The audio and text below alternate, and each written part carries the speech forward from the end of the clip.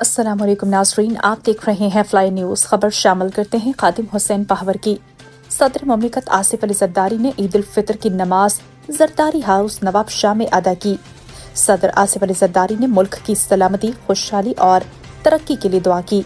Zardari house نواب شاہ میں لوگوں کی بڑی تعداد نے صدر مملکت کے ساتھ نماز عید الفطر ادا کی۔ نماز عید الفطر میں سیاسی، سماجی اور پاکستان پیپلز پارٹی کے کارکنان کی شرکت۔ عید الفطر کی نماز ادا کرنے کے بعد صدر مملکت لوگوں سے عید ملے اور عید کی مبارکباد دی۔